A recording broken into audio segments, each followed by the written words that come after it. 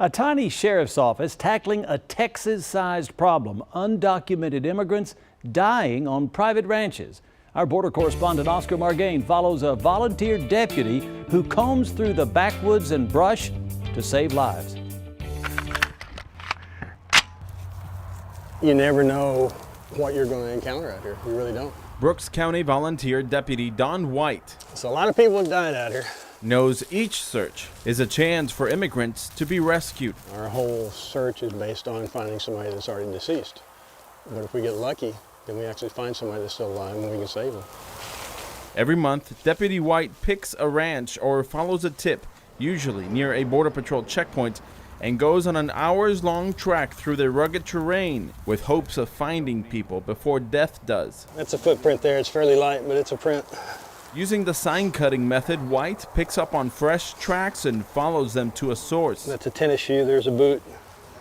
Walking through the ranch lands of Brooks County, it's difficult not to come across evidence of immigrants crossing through this area. Every couple yards you'll find clothing items or even water bottles left behind. Trash can be another indicator of how recent a person traversed through a certain location. It's a high traffic area. Some of them like to stay close so they can hear the highway, so that gives them a reference. They still get lost here and they still die here. White says more than 600 human remains have been recovered in Brooks County since 2009. 7 of them have been in the last month. Another water bottle. An hour into today's search has only led to dead ends.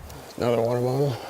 After 3 years volunteering, White admits it can be demoralizing to spend so much time looking for a needle in a haystack. There's 2 water jugs. Those are fairly recent.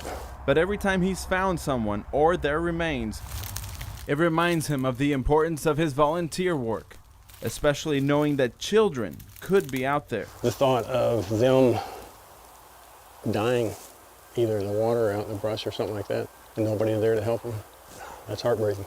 It's important for the families to have the closure. The 65-year-old plans to continue his efforts as long as he can until the need goes away.